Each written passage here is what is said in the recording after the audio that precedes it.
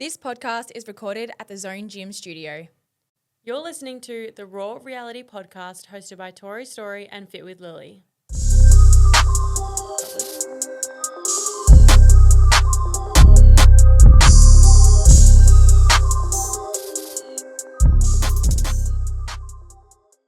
Hello, guys, and welcome back to the Raw Reality Podcast. We're so happy you are here.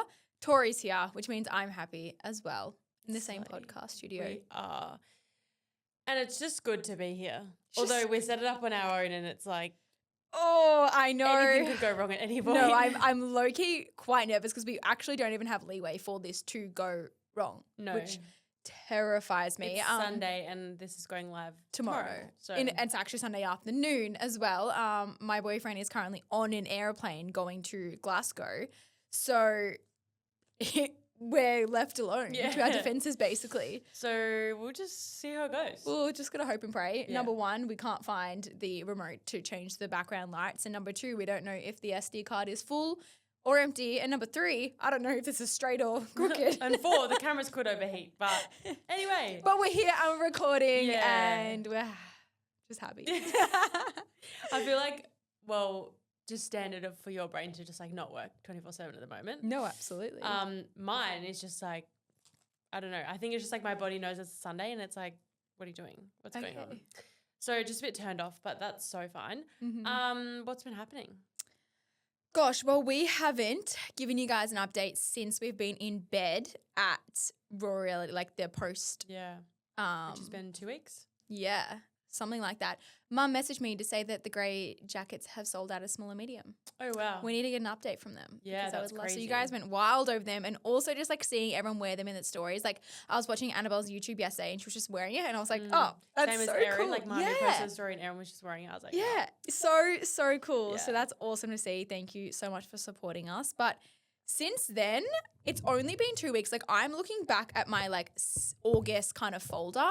And holy shit, like the start of August feels like a lifetime ago. Like I just feel like a totally different person again. Fair.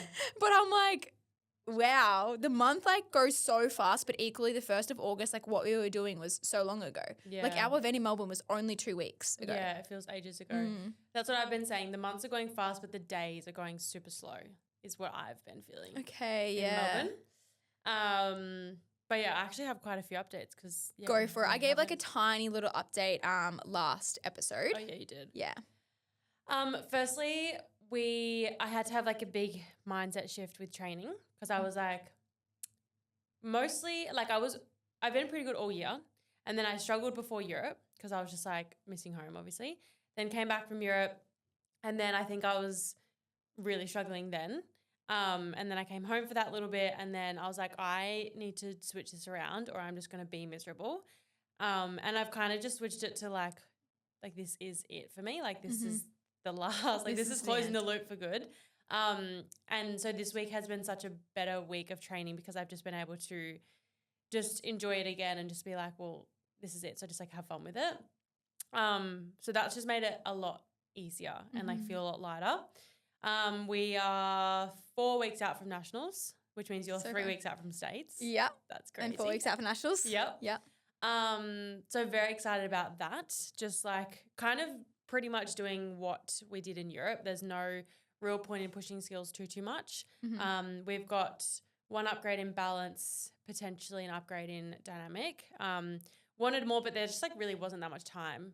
And then with me having our time off after Europe and then one of us getting injured and having more time off, like it just was not smart to like upgrade. So few upgrades, but like nothing major. We have Soph's wedding coming up. Yeah, which crazy. is wild. But we have her hens coming up. And which is literally like when you're listening to today to Wednesday. Yeah, so excited. We have not seen, I couldn't figure it out. Has it been since Easter? Since we were all together? It would be since my birthday. Yeah. Yeah, since like all of us were together. So we've had occasions where I think like could have been you, me, Christina, Soph, possibly. Yeah. Or you, I haven't Christina, seen Riley in so freaking long. Haven't seen Riley, haven't seen Tay in ages. Yeah. So keen to just have the gang back together. Yeah. Just need some girl time. Booked a really exciting trip. Yes. I was like, where you going? Will be announced soon. Okay. But it's really exciting. And I'm like I'm only jealous about 3 hours out of this whole entire trip, and that's all I'm going to give you guys. Yeah. Some people have like clicked onto it, so it's like, really exciting, but just like still in the works with a few things.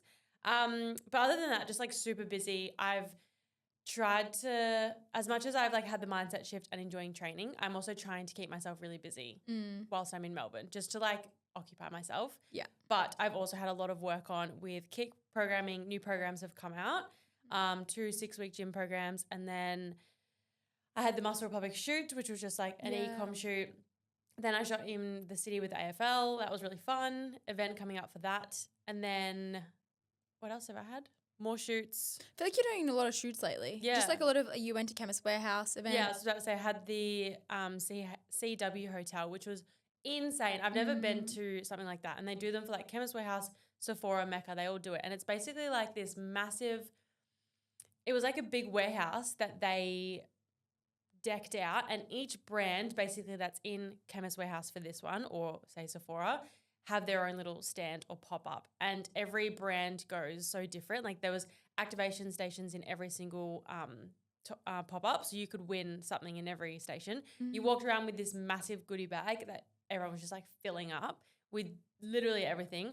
Then when you leave, you walk out with another goodie bag. That's wild. Like your takeaway bag, which was a Chemist Warehouse duffel bag full of stuff, like absolutely insane. And so it was like 2 days, 4 sessions of like influencers. And then I think the third day was open to the public where you could, I'm pretty sure, buy tickets. But you just get to like go in, and for us as work, it's like very much cool to meet the people behind the brand. So like say L'Oreal, Durkos, like so many brands that I've worked with. And then it was cool to meet people that work for them or do their marketing or whatever it is. But then also make connections with brands and be like, hey, do you have campaigns coming up? What's your contact? Who do I reach out to? And just do that. So I got to see Laura, who's also with Vive, who I absolutely love. So her and I walked around together. There was gelato, burgers, like Slay. waiters walking around in fully decked out, like you're in a New York bloody hotel. It was giving like an American vibe kind of event. It was so cool. And there was like heaps of Love Island people there, like brands wild. love Love Island people. I think maybe because I can't get into that TV show. And I don't know why, because I know you love it, but like I think that's why I'm like, why is it such a big deal about like going on a reality? I think it's just like once a year that people love having a show to just watch. Yeah. Maybe because I literally now do not have my television connected. Oh, but like most people don't these days. They watch it on like 7 Plus or something. Yeah. 9 Plus. 9 Now. Yeah. Yeah. But yeah, so there's heaps of people around. But just like been busy. Yeah. And I feel like that's just it at the moment. Yeah. It's just the way it's going, which is good. Love that. And you did say like you want to stay as preoccupied as possible, so then you don't have to think. And now like we don't recommend doing that all the time, but sometimes it's necessary. Sometimes you just need to block it out. Yeah. One other update, unnecessary but necessary. I got a mattress topper for my bed. Literally the comfiest thing ever. Insane. Like I feel like I'm getting to a cloud, and my mattress in Melbourne is like too firm for me, which I realized like a few weeks in. And so getting this mattress topper, 10 centimeter plush, fucking changes the game. She was laying in my bed in Melbourne, and that's what it was. When we recorded oh my God, I never want to leave. And then she got the exact same one. And they accidentally sent me 2. So. Oh, it's not the same size. Yeah, it's queen. I know. I felt like this morning when I woke up, I don't think I moved a singular position last night. Like I think I fell asleep and woke up in the exact same spot, and my body was so sore. So I'm like, I definitely need a new mattress, because you know, like when you roll around, you kind of like move your muscles, but like I like made my bed and all I had to do was fold one corner over, because you know when like the bed isn't ruined. Yeah. You should definitely try a mattress topper. Yeah, I definitely should. Yeah. Well, my updates, when I first went back to the Gold Coast from Melbourne, I went and saw Corey, the kinesiologist. Yes. And that was so good, because I went in there. I normally have a specific thing I want to go over, whether that's a topic I'm struggling with, like internally or whatever it's going to be. But this time, all I knew was I just needed to just zen, de-stress, and I didn't know what I needed, but I just know I needed it. You know how like sometimes those thoughts come up? So I booked it in. And she was like, what do you need? And I was like, regulation. That's all I need, is to like feel regulated, because I just absolutely have not. Like my cortisol levels, my adrenals are so high right now. And like, honestly, that's probably what I'm running off. And I had this conversation with my coach the other day. I said, I don't actually feel that tired. I feel like I'm wired 24/7. And she's like, it's because your adrenals are literally pumping 24/7 right now. And that's essentially like you're physically exhausted, but like mentally I explained it in a way, like when I wake up in the morning, it feels like I've just taken cocaine. That's how I kind of like mentally feel. Yeah. Not that like I know anything, but like that's what it feels like. So then we kind of just went through everything and it was literally just like my nervous system was shot. Like everything was exhausted. Everything was 0%. And 2 hours went so fast. And it was basically just like I said right now, she's like, what can you like give?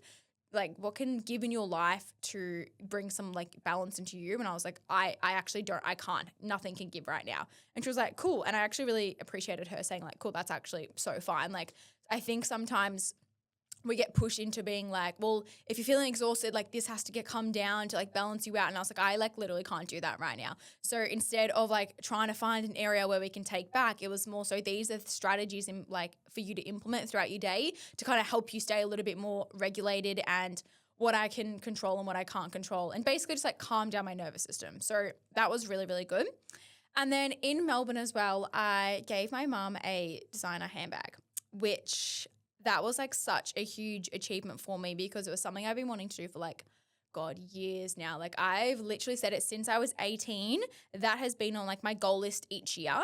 And I don't really know what has put me off it each year. I think I wasn't in the financial position to do it. It just didn't feel like the time was right. It was when I hit a certain milestone in my business that I set myself, which I had done like literally straight away from starting my business, but your girl was young and forgot about taxes and actually paying for life. So that money that I actually hit, it kind of all went within that same year. So now I feel like I had a little bit more to be able to give. And I got her a designer handbag, and it wasn't for the materialistic point of view. It was more so for the fact that I've been working so hard to be able to do this for her and just like give back in a way that like I knew she would appreciate, and not that you have to do that because I probably won't do it like for many, many years again. But it was more so like hard work getting to then show and give back. So it was just a really special moment and something I value a lot because I don't buy myself designer. Someone was like, you better buy yourself designer as well. I was like, I don't want it. But it's like you get so much more out of giving it to her. 100%. You would feel like I'd rather spend, we probably both would rather spend that money on a holiday for ourselves. 100%. Than, but like buying it for her is like such a different. I didn't even notice it come out of my account. And then I think I paid for, I had to get I chipped my tooth and I had to pay $300 to get it fixed. And that I noticed come out of my account. I was like fucking $300 in comparison to thousands. And I was like, that just goes to show when you know it's right. It's like when you get a fine and you're like, I'm not paying $100, but you'll spend like $300 on, I don't know. Spend $500 on jewelry the other day. Yeah, exactly. And that was which fun. I never do. Yeah, so that was that. Prep, we are 3 weeks out now. Last week, so I don't know when it was, but the previous week, I literally died. I think if I can get it up in time, the YouTube video will be up tonight, I'm hoping. And you'll be able to see like how like I was just kind of dead in that video. I had a full breakdown one of the days. It was just like every day felt really hard. And there was even a point where I was like, how the fuck do I do this? And why do I do this? Like, who decides to sign up for this shit? And then a week later, guys, I feel so good. Like, I don't know why. Nothing's changed. I had like one refeed day, but that does kind of fuck all. I think, like you almost said, being so busy that your mind's stimulated. I think every Sunday night, that's actually tonight, that's my breakdown night. But I think I've gotten on top of it this week. I think we might be okay. Perfect. It's like the past month, Sunday night, it's me chasing my tail from the whole entire week. And then I get overwhelmed, overloaded, and I break down. Then we move on and we do it again. But I think we're actually good today. The previous week was really difficult, and that's just a sign of like you just have to keep showing up. Like you're going to have great days, you're going to have shit days, and no matter what, like just don't stop moving and don't stop doing the thing, because then eventually you get over that wave and then you feel really good again. So who knows what I'm going to feel tomorrow? Who knows what I'm going to feel in an hour? Yeah, and it's like when it's that long-term thing. So say example, like you with prep or me with acro. Like if we had acted on that first day we had a breakdown, I probably would have quit acro and you wouldn't be doing bodybuilding. 100%. So it's like you can't, we always talk about always making yourself happy and doing the things that you want to do. But in these hard moments are like the times when you have to push through because it is a wave and you have to go over it. And you remember the end goal. Whereas if it's like, a job that is actually making you depressed, like that's different. Like let's get an action plan out of that. Yeah. But it's like, no, I've chosen to do acro. You've chosen to do bodybuilding. you work through it because next week you're going to feel completely different. Yeah. And to achieve a goal that you're like chasing towards is not going to be easy. And if it is easy, then I don't think you've set that goal high enough for you anyway. So that was something I just continually reminded myself last week was my why. It has like last week I was so hungry, but I think I actually got, I don't know what to call it, like a phantom period. I think that's what I actually had the past week and why it was like really, really hard because I was really bloated. Like even just watching a posing video, I was like, whoa, that's actually like unusual for me. Like I was holding on to more water. My weight wasn't moving, very like up and down moods. And then I'm kind of like over that, my weight's dropping, inflammation's gone. So I'm like, I think it was definitely, I didn't get my period. I've lost it now, but almost like all of the PMS symptoms for my body trying to have one. So that was interesting. But yeah, getting so close now. Yeah, it's crazy. And is it between nationals in Japan in 6 weeks? 8. Yeah. There was 2 more things I wanted to say that I voice memoed you the other day. Oh, yeah. So Stephen Bartlett and a staffy. Yeah. So Stephen Bartlett, I was listening to one of, this is just like so random, but like really, really interesting. I was listening to an episode with like CIA agents basically from America. And they were saying that they were talking about surveillance and whatever. And let's say Stephen Bartlett went to Russia. They were like, oh, you'll have like surveillance on you. Like you'll have people following you the whole entire time you're there from the moment you step on the plane, off the plane, to the moment you step back on the plane. And he was like, wait, like if I went there now? And he was like, yes, if you went there now, you would have surveillance on you. And they were like, why? Like, I didn't order that. And it was like, well, because number one, you're like very, very wealthy. You're very, very successful and you have a lot of influence in the world. So there's 2 things here. Number one, if something like goes wrong and someone hurts you or essentially kills you, that is a really bad look on Russia. We don't want that to happen. And number 2, what they say, like you could have so much like data or like something that's really interesting to us that we need. So we're just going to watch what you do in Russia. And he also said that anytime your bag goes through like immigration, they have all access to every single data file. So they basically said that if your bag gets scanned through like America or Russia or whatever, they can literally just get anything and everything. And Stephen was like, well, like I have hard drives and I have passwords. Like you can't get into that. It's like my privacy. And he was like, no, it's literally not. Like when you go through immigration, there's like a scanner that can pull like all of your data straight away. And he was like, so we'll have everything of yours in like, well, like let's say Russia or America or whatever, we'll have all of your data.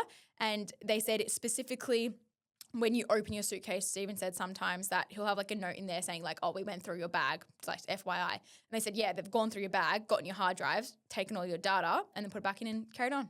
They said they may not do anything with it, but it's just good for them to have. And I was like, this is American CIA people saying all of this. And I was like, that's crazy. Like the amount of shit that we just don't know. Yeah. I'm like, that's wild. Oblivious is, what is it?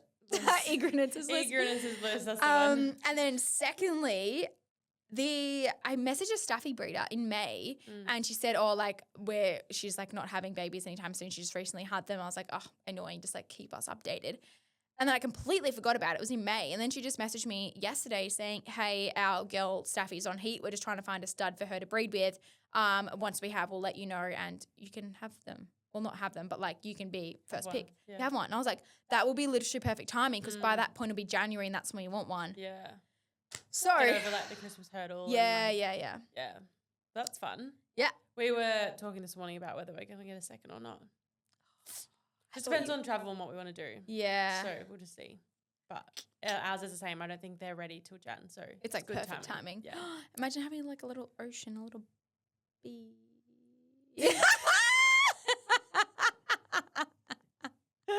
You actually don't know if that's what you're going to call it, do you? No, that's what Jackson wants to call it. But okay. We'll see. Okay. A little bee.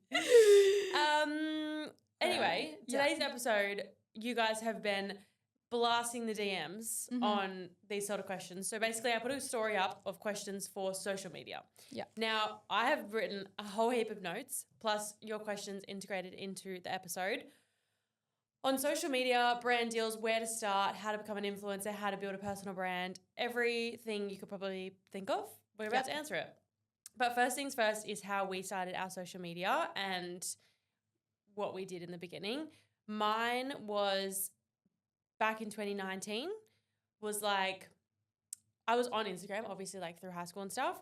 And I only sort of later towards me leaving school, which was year 10, found out about like Shani Goodman and Chloe Zapp and like just started to like see them and like see their posts and stuff and kind of seeing like, oh, like you can kind of work on social media. And then my acro partner introduced me to Sarah's Day, and we've been reminiscing this so much lately. But like I remember this specific spot in the gym where she was like, you should follow this girl, because this was when I was going through weight gain, acne, like struggling big time. And she was like, this girl, like you need to follow her. And I was like, okay, got addicted, obviously. And I was like, this is so cool because someone like her who's so normal and goes through the same shit we do is like so open about it.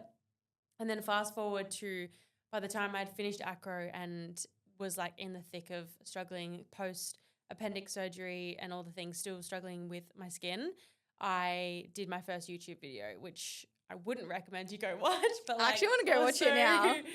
Honestly, same. Like, I just sit down, chat in my bedroom, and I basically journaled like everything I'd been through and what I felt, and then I recorded that. And I remember like reading it as if it was lines because I wanted to make sure I said everything, and, like had it all, and like did my hair and everything. Oh my God, it's so embarrassing. But like you can see how far I've come. And that was just the moment where I was like, I want to share this because I'm sick of feeling alone, and I know I'm not the only one because I felt the same watching Sarah's content, and I was like, I just want to provide that. And that's basically when I was just like, you know what? Let's just have fun with this and like see what happens. And I was like very inconsistent with YouTube, but just like, let's post here and there. And then just started sharing more on Instagram stories of like weight gain, loss, acne, all the things. And then fast forward to moving to Adelaide, maybe a year later, or probably a year and a half later, I hit 10K, or probably maybe 2 years later. And that was like massive because 10K back then was like, oh my God, 10K followers. And just like consistently showing up, sharing the journey. Like it was just all things acne, weight loss, and just like getting into like the fitness journey. And I had someone DM me the other day saying like, I've been here since 2017. And I was like, whoa, that's a long time. My favorite thing is when someone replies to you like a DM or something and like you reply back, but then you kind of scroll up slightly to see like what they've previously replied to. Yes. It'd be like 2019 or 2020, like, whoa, that's crazy. Wild. And then just kept growing and just fell in love with creating a community and being able to connect with people on not feeling alone in like skin, acne, all the things. And then, just kept consistently posting, and then moved to Queensland in 2022. Unfortunately, Instagram was hacked, and that was kind of the turning point where I was like, well, fuck this. And it wasn't until my friend Taylor from Adelaide was like, you love this so much, like start a second account in case you don't get yours back and just go for gold. And I was like, you know what? She's so right. I think I spent 5 days crying, and then started Tory Story account.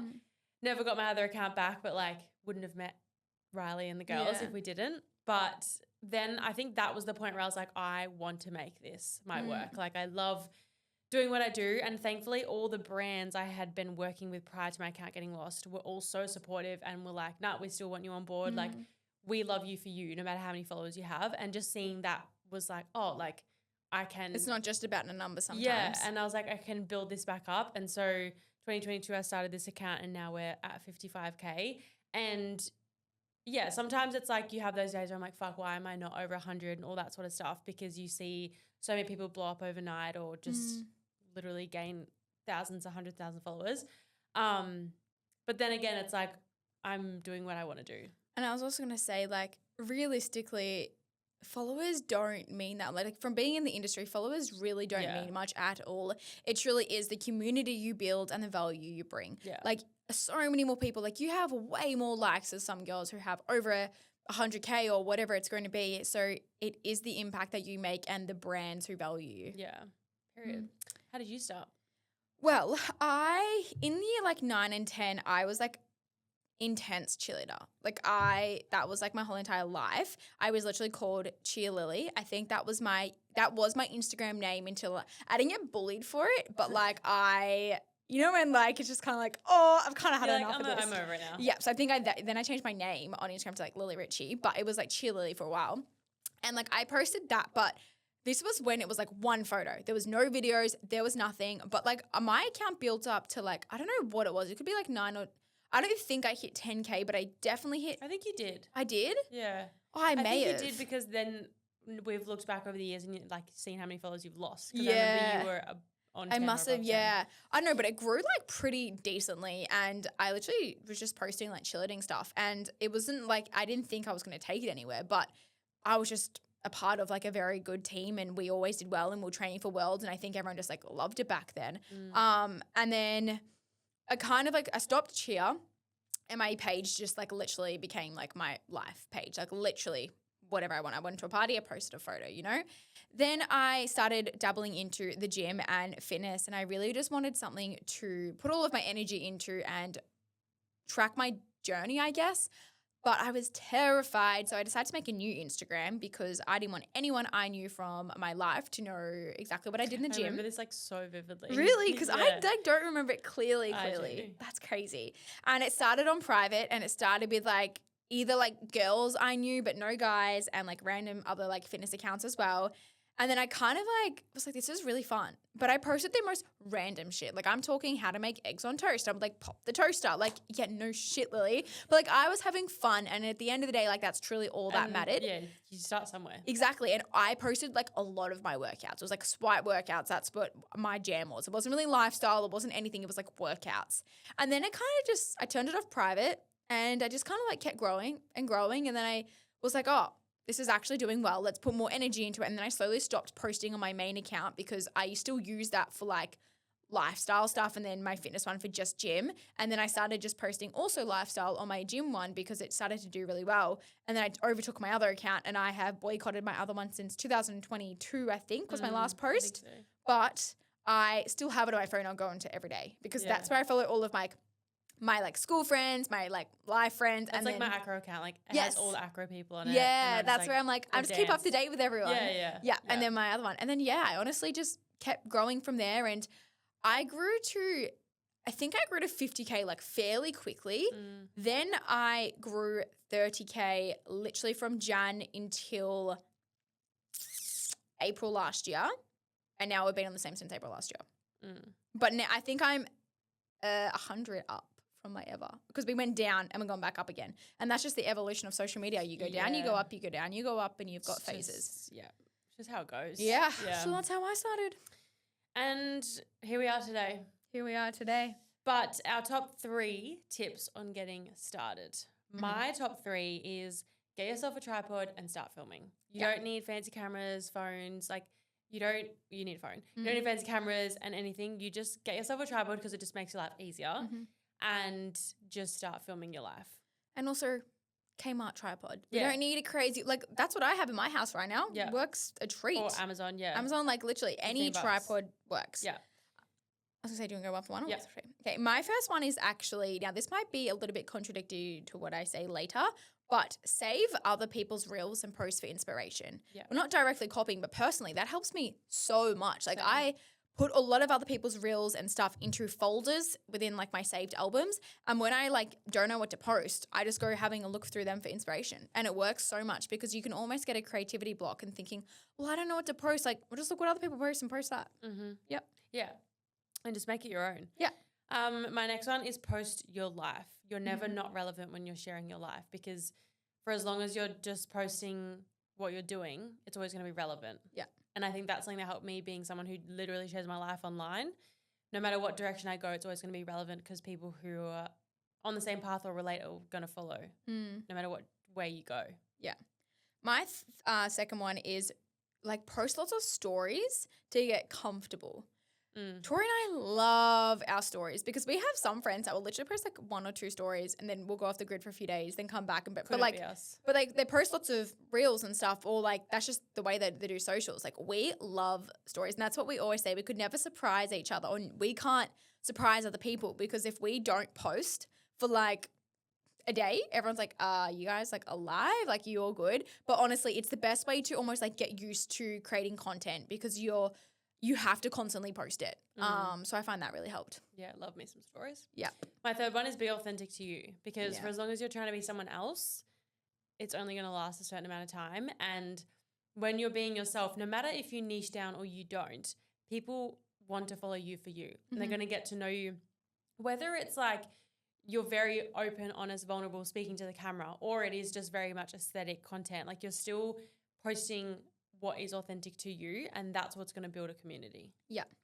My final one is like reply to your DMs, reply to your comments and create a community on your like online. And so yes, you can post all the content at the end of the day, but to build a community, it's like you have to be involved with the people online. Like you can't just post a photo or never reply to your DMs and then expect brands to like connect to you or expect other people to comment on your photos. Like I remember there used to be like a group of us that was like always comment on each other's photos and like it was almost like a pyramid scheme. I like to call it like an MLM, I think they call it. It's like we always comment on each other's photos and then they would do it back. So it's like your engagement is really high and it helps so much. So that's something I'm going to recommend. Yeah. The biggest question I feel like we get asked is like, where do we start? And someone made a question/comment saying, I have ideas, but how do I execute?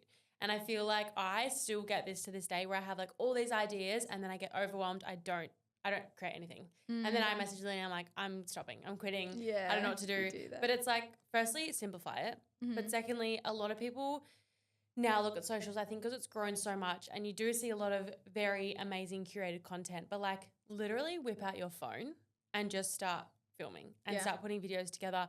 You could take 1 3-second video and put a really good hook on it and it's going to blow up. Yeah. Or you can just create, as I'm doing today, a very authentic day in the life vlog and just post it. Yeah. I think we can really overcomplicate it. And what I've found personally is depends on your content and how you've grown.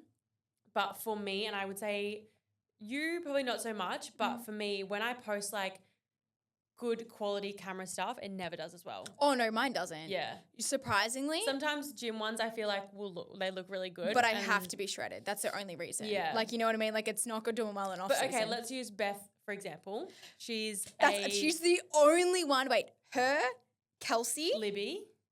and Libby. Yeah. They're the ones off the top of my head that I can think of. Yes. These 3 girls are all fitness creators, quite big, and they are known for workout reels, but like high quality using the camera, and people know that that's what they're getting. Whereas for us, we've created such a authentic, not unaesthetic, because sometimes we can be aesthetic, but just very like phone, like, yes, we'll have the digicam pics here and there on holidays and stuff like that, but like our content is just raw. Well, it's if you look at I was literally thinking about this last night, like our friends like Ome and Annabelle, they also they have huge followings, but they only use a phone. Yeah. They have like digi for like proper photos, maybe like on a beach or for a sunset or whatever. Cameras and whatnot. But all their gym workouts are on a phone. And I have like proven time and time again that when I record a gym workout that's on my phone versus camera, my phone does better. Yeah. Or if I get Jackson to film a super sick video, it never does as well. No. Yeah. So it's just like, it depends which way you want to go, but people are going to go to you for what you create. Yeah. And for us, that's very raw footage, and that's just the way it is. Yeah. I would also say that mine's the complete opposite in terms of like, it's not that I don't have ideas, but like I feel like if I think of something, I can execute it, but I don't often think of something, so it's not as much to execute, if that makes sense. So if I'm like, I will never really like plan I'll plan a content in terms of like, I'm filming a morning reel tomorrow. Like that's what I know. I'll film like a day in the life, like what I'm eat. But like I will literally think of it and then I'll film it. I'm never doing it like, okay, on Friday I'm filming this and I'm doing this. Sometimes I feel like you're quite good at that because it's your job. So you have to like at least have a few days in advance to have batches of content. But like you just do what works for you. Yeah. Yeah. 100%. And I've got that coming in the list. Nice. But get creative with what you want to film. Start with day in the life because I feel like they're somewhat easy to just film your life as you go. Yeah, so easy. Someone said, where do you recommend getting started? TikTok, IG, or YouTube? TikTok. Lily has a love-hate relationship with TikTok. Yeah, Instagram. I would definitely say Instagram, but I feel like we were definitely brought up around Instagram, whereas I feel like people nowadays or like teenagers nowadays would say TikTok. Well, there's so many huge influencers on TikTok who like don't post on Instagram. Yeah. Literally. I feel like that's quite big in America. Yeah. Even Hannah, like she does all her work on TikTok and not Instagram. Hannah? Our friend Hannah. Oh, yes. True, actually. But I would versatile yourself as much as you can. If you're not into vlogging and YouTubing, like so fine. I always say if you don't want YouTube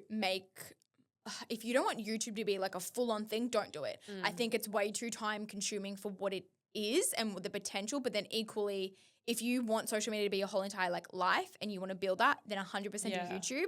But sometimes YouTube is going to take away from your other platforms because it takes so long. I would 100%, if I didn't want YouTube to be full time, I probably wouldn't bother. Yeah. And I would do like a lot more vlogs for TikTok and Instagram. Yeah.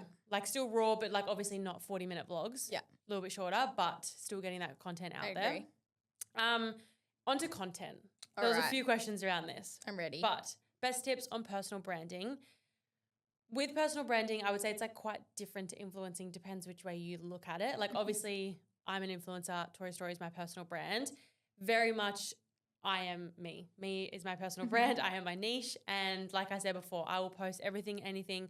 At the moment, it's very much long distance, going back to sport, traveling, competing, all the things. In 5 years' time, it's very much going to be motherhood, getting married, all that sort of stuff. And that's just the way I've built mine to go. I think almost if you're not a brand, you are your personal brand on socials. Like I'm Fit with Lily, mate. It's fitness, but equally I'm still posting photos of the beach. I'm still posting photos on the holiday. Like I'm still like, you know me as like, I guess a fitness influencer in a way, because that's the personal brand I've built. But equally my niche doesn't narrow down there. It's like literally everything and anything. Yeah. Yeah. How to know your niche. This one's tricky. And I feel like we went through a stage of like, what is our niche? I think this was more so when coaching came, like, not business coaching, but like personal development coaching really took a skyrocket a couple of years ago. And everyone was saying niche down, niche down, niche down. You can be your niche. Yeah. And for so long I was like, all right, skin's going to be my niche. But then I was like, wait, but then I like posting my gym stuff and then posting my relationship and my friendships. And I'm like, and it just got too much. And I was like, fuck this. Like I just want to post my life and that gets to be okay. If you are someone who doesn't want to share your life online, you can absolutely, and you say you love fashion, you could just post fashion. Like if that's what you enjoy and you want to keep your life separate, that is so fine. Food. Some people literally just post food because that is their passion and that's all they want to do. You don't have to niche down, but you also can if you want to. And you can also change your niche. A really good example of this is my friend Chloe. She used to only post food. Yeah. Food recipes. If you scroll down, it was so aesthetic, like just food. And then she niched out into literally posting like running stuff. And then she got injured running. And now it's like, okay, like what's my niche now? And now she's going into more like lifestyle and just like literally like being in your 20s and it's done so well. So it's also like proven that you can change your niche. You just almost have to like train your audience too. So it's not just being like one fashion post, okay, nah, done with that one. To try this, okay, no, that didn't work. Like, of course it's not going to work because it's not authentic to you. But if you post like your life, then that is your niche. But then you have these other influencers who are very much like just gym only, for example, like Beth, like we have said, and then other people who are just fashion and that works for them. But I think having an array, like I could never niche down. If I just posted workouts, I think I would actually like, there's no way my account would be what it is. Yeah. Yeah. Well, people follow you for you. Yeah. And like, yes, I follow a very few amount of people who are like just fashion because I like their outfits on TikTok or something like that. But most of the time, 9 times out of 10, I'm following the person for them. 100%. Like, and like what they do when they wake up to go to bed. Yeah. Like literally that's it. Carly Ross. So just yes, know exactly what you're doing. How to make aesthetic content. I think that okay, no. There's a difference between aesthetic and not trying to be aesthetic, but it's aesthetic. Yeah. You know how you have those people where it's like they don't try, but it's still like it looks so retro, so cool. And then you have boys. That's not aesthetic. Like when Cade posts an Instagram story, he takes a photo on Instagram, which sometimes the quality is way better. Yeah, but then we'll do fat text. That's not what I like, not the thick or the small. It's a random in between. And it's not centered or to the left. It's in the middle of the fucking screen or it's so small I can't read it. That is not what we're doing. So aesthetic content, I actually do believe that like stories and posts, you need to be somewhat aesthetic. Yeah, and it doesn't need to be that girl aesthetic. No. But like have it matching and have it cute. Yes. But also always have that splash of real and rawness in there. Like I am obsessed with creating like super aesthetic content and I love doing that for the podcast and stories here and there. But then again, I come back to the real and the raw is what does the best. Yeah. So I think if you can mix both, that's where you're going to win. 100%. Like some stories, like if you're literally, I don't know, talking your story, that doesn't need to be aesthetic. It can literally be like in your car, in whatever kitchen, like it does not matter. But maybe if you're posting a workout reel, turn down the exposure slightly, Yeah. make sure you're scented, wear a cute set that like is going to draw eyes to your page. Like, you know what I mean? It's just being a little bit smarter with it. Exposure down is going to be your lifesaver for aesthetic, which we'll get into soon. Yeah. Lily, do you ever second guess your content? Maybe like 3 times a day. I thought you were going to say like something else and I was like, you definitely do. We both do a lot. I feel like though, since you moving, we've both gotten better. Yeah. I would actually say the codependency isn't as strong. Since when we lived together, it would be like this photo or this photo, this But story like or for a this story, yeah. It's like a sunrise photo, the most minute, the bird's here or the bird's here, and it's like, Lily, which one? I tell you what it is. It's because I don't want to make the decision. It's decision fatigue. Yeah. Like I can make it, I just don't want to. But now it's like, I'm not going to bother wasting storage by sending it to you. No, so exactly. I will just decide because no one else gives a flying fuck. Yeah. But I think we've just entered the fuck it, I'm going to post it stage. Yeah. And even if I used to like post something and then check how many likes it has, check how many comments it has. And now like, yes, 100%, there's no denying I still do that, but it's no way as bad. Like I posted a reel the other day and then I forgot about it. And that never happens. But I feel like it's like, oh, well, I like that.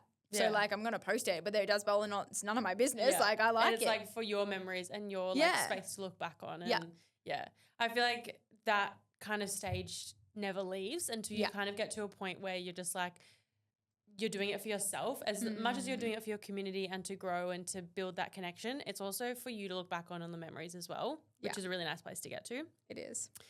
How to pick songs for your posts. So difficult. We will spend so long. That's the longest thing I would say. Yeah. Especially reels always just do trending. I never do trending for like my posts because I don't know if it might make a difference, but I don't do that. Yeah. I just will like pick a search song to the vibe of what my dump the is. vibe, but I'll search songs that I know. I'm not trying to be cool girl. Like I think majority of my dumps are Taylor Swift. I think I've tried to keep that on brand for some reason. Yeah.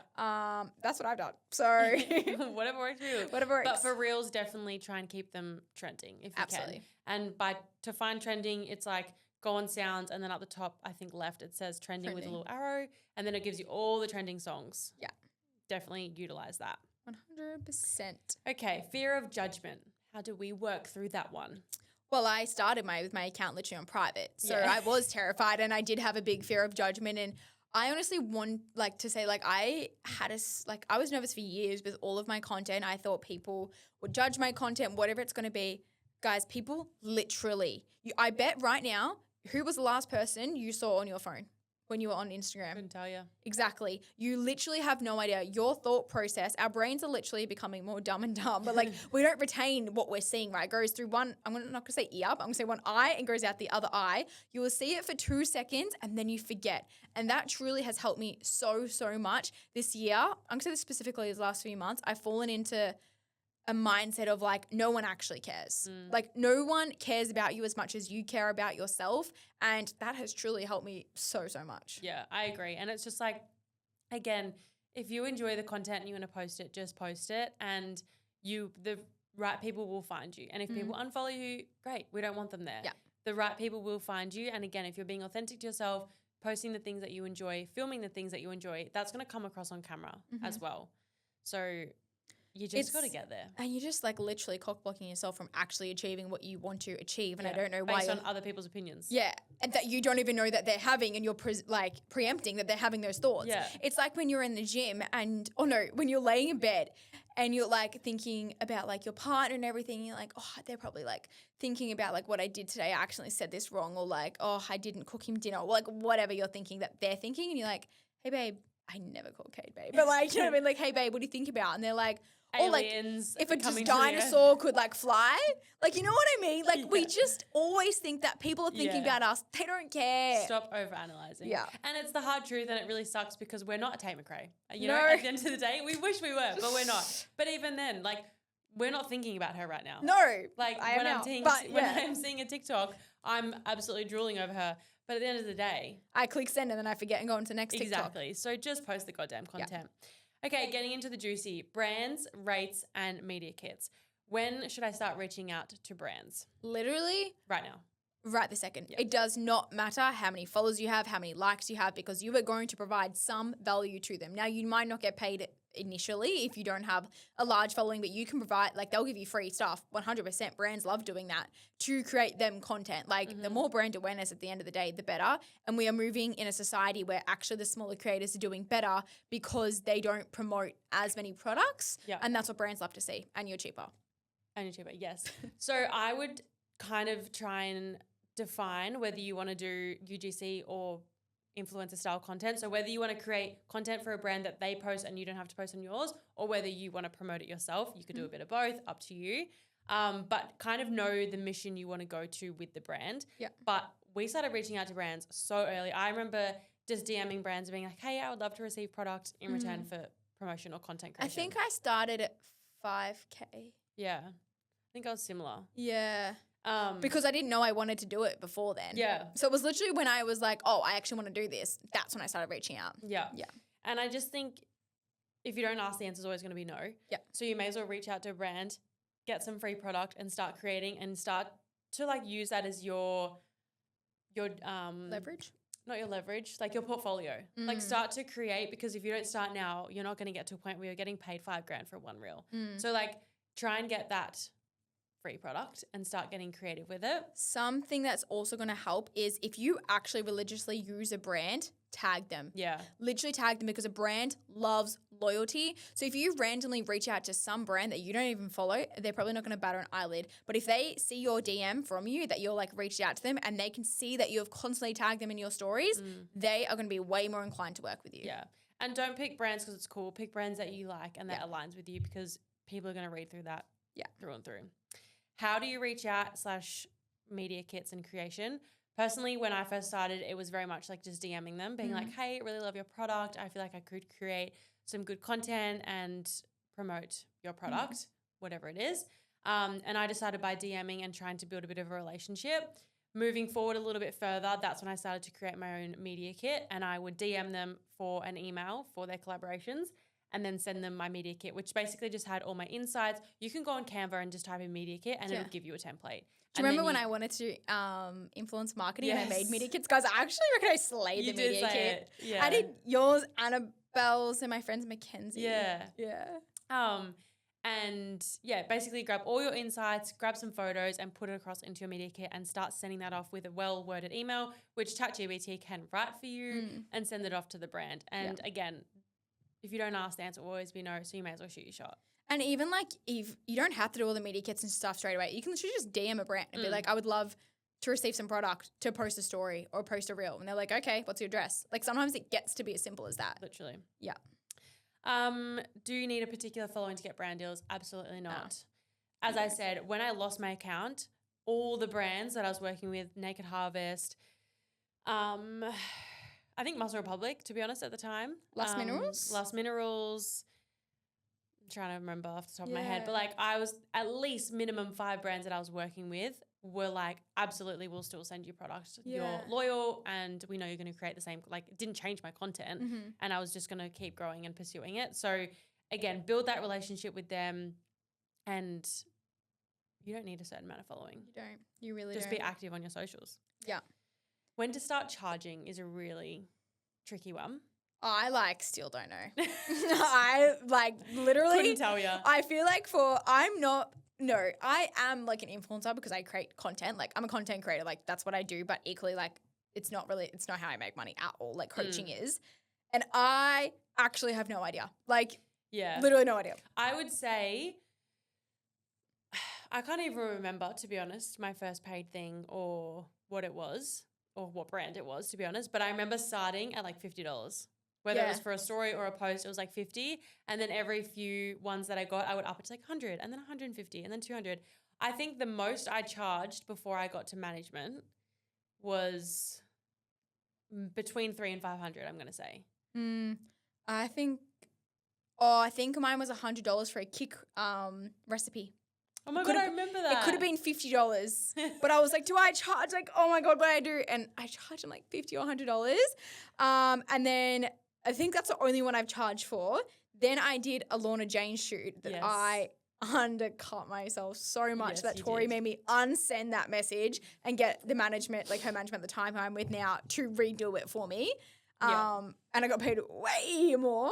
Yeah. But Yeah, You'll be surprised how much you can get paid, ladies and yeah, gentlemen. it is a hard one to know, and no one talks about rates and No. things like that and reaching out to brands. But my biggest piece of advice if you're managing yourself is to just know, firstly, your worth and the hours that you're putting in. But secondly, like there's a lot of money in influencer marketing. Jackson and I were watching the TV the other night because we're watching AFLW, and ads are so fucking random now. Like, remember when ads was, like the ads was everything for marketing. Yeah.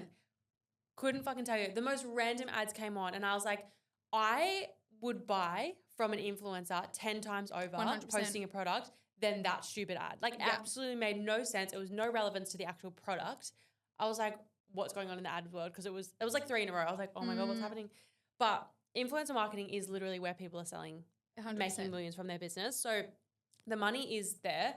And firstly, just to like charge your worth, and you're better off shooting high and then negotiate you down a little bit 100%. than just being like, hey, $50. And they'll be like, oh, sweet. They'll be like, that's oh pennies. my God, yes. Yeah. But you also know what's interesting is not like, I feel like there's two contrasts to that, because then also people think that there's so much money in influencing, and like if you get 50K followers, you can like live a full life of it. Yeah, There is it's like not really being how it with works. Vibe this year, there is no way I could go full time. Like maybe if I divert my content a little bit to be more like broad, like way more lifestyle, then I possibly could. But like there's no, like my brand deals are not even close to like anywhere near Tori's. And that's because again, like I'm posting very much like a lot more gym and bodybuilding, and brands don't like love that as much in comparison to a lot more like yours is more, not going to say generic, but more relatable, I would say. Yeah. So it's also like you got to be smart with it. Yeah. Like you can't just post, I don't know, fashion and then be like, oh, but like RuPaul want to work with me. Yeah. Like no. It's not really how it works.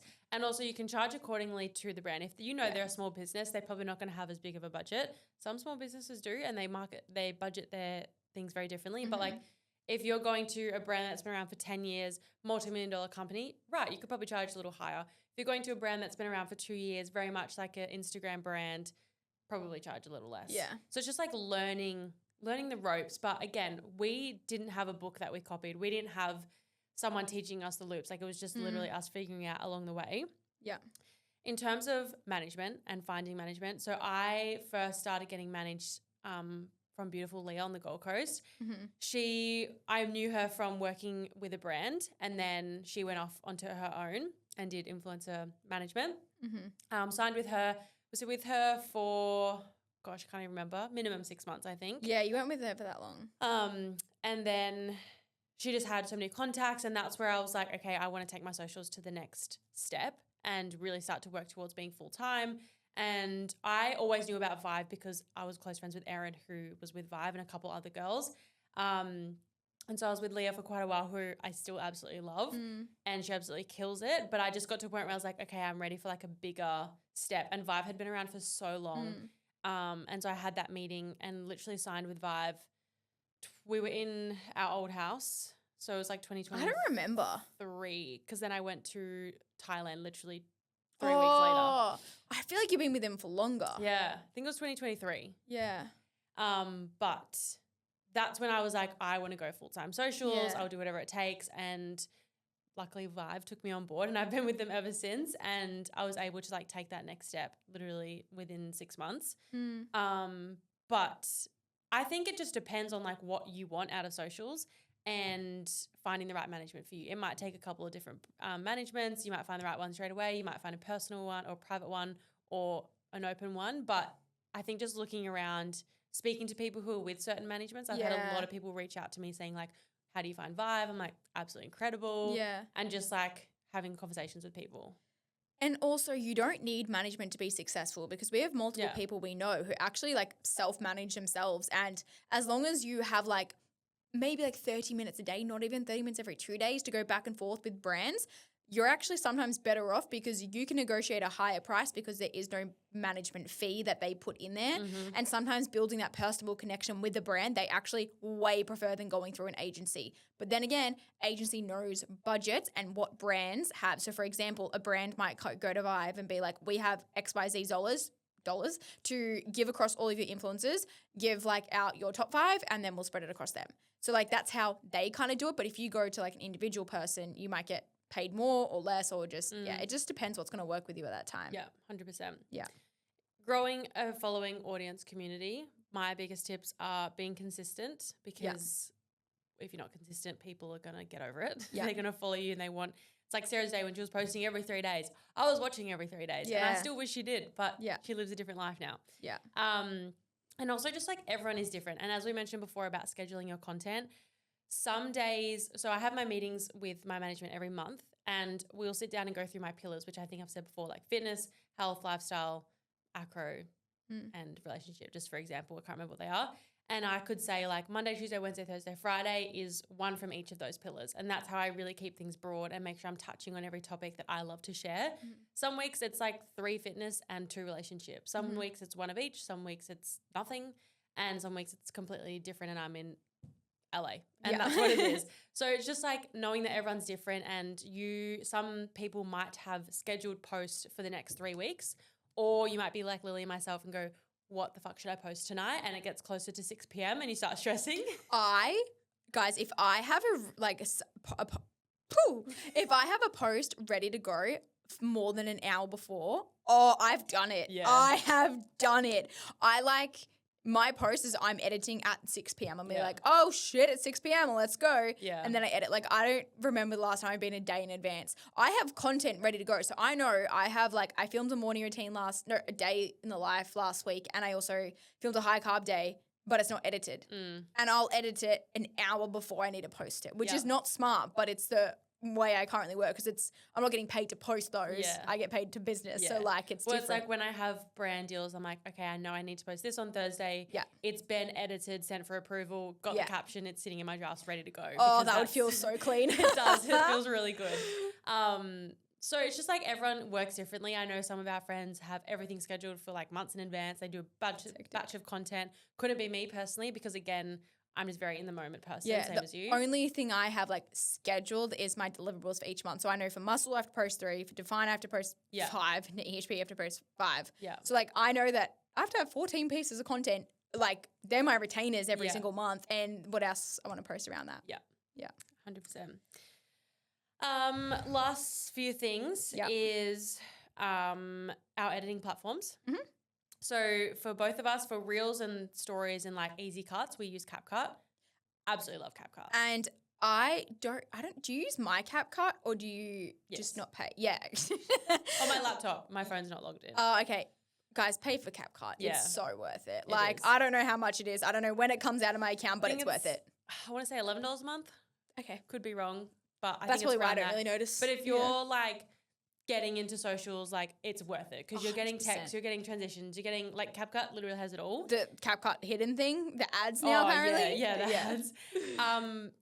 There's another one called Edits, which is made by Instagram. I hate it. And I don't mind it. I think once you give it the time of day, it's actually pretty simple. I have.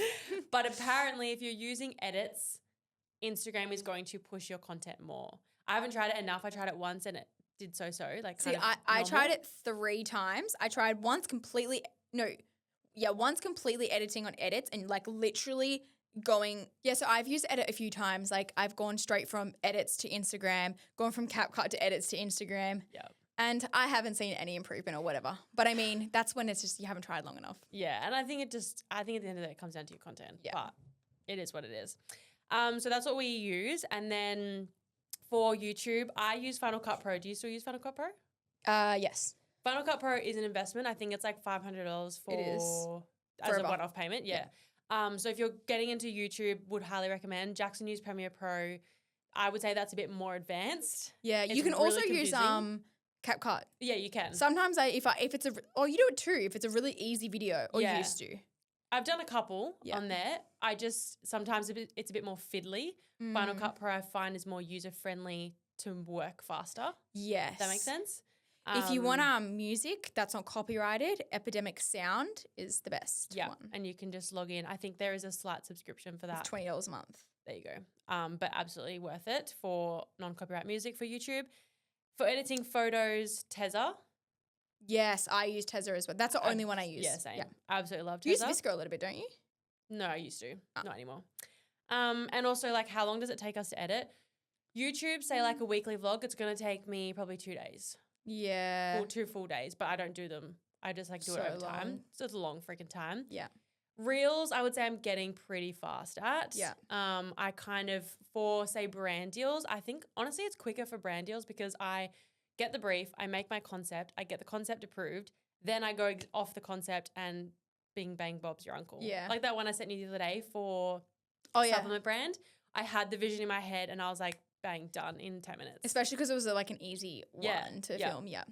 Mine, it depends on the video. I'm definitely like way faster than I used to. I did a whole what I eat in a day in an hour the other day, which I think from like importing footage to posting is like pretty decent. Yeah.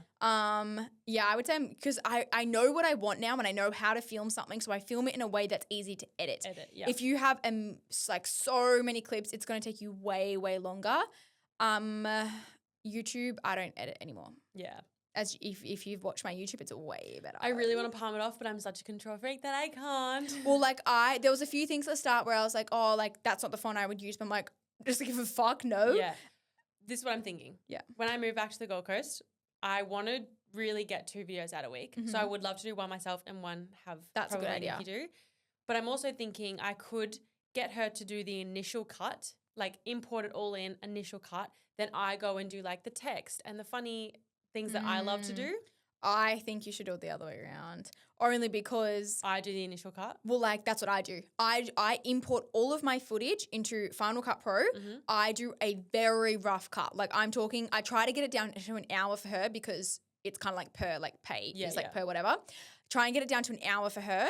And I will put black screens in of like when it's a different day and I'll say the day on it. Yeah. And anything that I need to be cut out because like I'm getting changed sometimes. Yeah. Then I'll export that whole entire thing and upload that to a Google Drive. So she just has to download one thing. Yeah, I which do is like that. Annoying to drag clips though, but we did try. I used to upload like the whole SD card and for her to download, I think it took 17 hours for her to do a whole YouTube. That's why she would come and pick up my hard drive because it's cooked. So I like that. And then I could do like the final touch over after that as well. So that's just how we do it. Yeah. Someone said, what does the unglamorous side look like for socials? Ooh, that's a great question. The things I wrote down was the time and attention that it does really take, especially being in full time and working with brands. Like sometimes you can get 1, 2, 3, 4, 5 revisions from a brand and it gets so tedious, but they have TGA guidelines. They have this, that, and the other that you have to abide by. And it can just get really tedious. But then also for your own content, if you're super picky and a control freak, it gets really annoying. Yeah. And you know yourself. Yeah. The time and I don't feel like that one's as much me, but the second one is that you can't switch off. Yeah.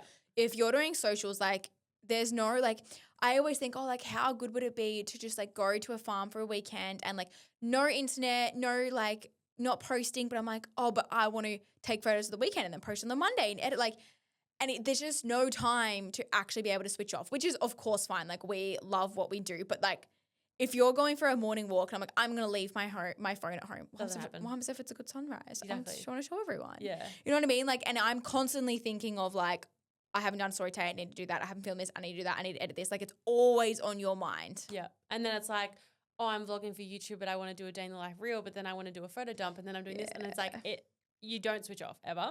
Yeah. This one, gratefully, we haven't really experienced much of, but we know it is a massive part of being in social media is the hate that people can get and the bullying that comes with it. Again, gratefully, Lily and I have not received much, if any, hate online. I would say that's because we do protect ourselves in a way that we don't go and speak about controversial topics or put things out that we kind of know will feed that behavior. But also we just don't feel the need to. We're also unproblematic people. You know what I mean? Like, if I'm not here for the drama. No, and if anything, not that anyone would, but like, let's say someone posts a video about you, right? I'm not stitching it. Like, I'm not reposting and doing a full spiel on it. I'm actually straight up ignoring it. Yeah. So I think I've that's had like the most recent one I can think of is someone commented on my YouTube video where I was saying I don't watch the news. Ignorance is bliss. I can have, I'm aware. We've spoken about this on podcast. Yeah. Like, if something's going on in the world, your dad will call us. Yeah. Or like someone will call us in our life that we know. But like, I just personally think the news is so negative. I don't. I can't. Yeah. Like, it spins me into a spiral. And someone had a go at me for that and saying that it was so whatever of me to like not watch the news or whatever. I'm like, that's just how I work. And that just works for me. You can have your opinion on that. That's fine. I just don't respond. Yeah. And I feel like any time of hate, we just like don't respond. Yeah. Because it is what it is. It's going to agree. come with the work. But yeah. I would say the last one is also up there quite a bit. Is it's very easy to compare yourself because you're literally scrolling and seeing the highlights of every single person's life, which can mentally take a toll on you. But this is when you have to take it with a grain of salt. Like, God damn, there are so many times where this hasn't come out of a place of like lack of integrity but like I could be breaking down, crying that morning, and then I'm posting a sunrise or sunset photo later that afternoon and be like grateful for like home, and obviously grateful for home pretty, but it looks like my life's perfect. But meanwhile, I'm probably like crying, walking down to the beach. You know what I mean? Like we always think that everyone's life is perfect from social media, but truth be told, it's not. And it's so easy to compare and look at how good others people's lives are. But yeah, you just got to focus on yourself. I agree. Yeah. It's even easy to compare to like some of our closest friends. Oh, it's easier. That's probably the worst one. Yeah, I would say that's the main thing. Like so proud of them and we're forever supportive. But then you're like, oh, she's killing it. Like what can I do? What can I do? Like, yeah. Just comparing yourself. 100%. Yeah. Being like, we're always open about it. Yeah. And then you just kind of like help each other work through it and then give each other ideas. Yeah. 2 questions that we're going to finish out with. Time put in versus income received versus like a 9 to 5, which seems like a lot more hours and a lot less dollars in terms of like. I see what you mean. Yeah. This is only relevant if social media is a full-time job. Yes. I think if social media is your full-time job, if it's like Tori's, I'm going to say that, yeah, obviously you're putting way more hours in a 9 to 5, back-to-back hours. It's so different. You can't compare. So I think, I don't know how to word this, but I'm like, I think social media is so many more hours than a 9 to 5 because different though. It's so different, like the nitty gritty of it, but you're getting paid for like a singular post. Yes. You're not getting paid for when you start filming to sending the concept in to the revisions to the ending. Yeah. Yeah. I would say if it's like, if you're doing like I'm logging into my computer versus logging out, I think 9 to 5 is longer.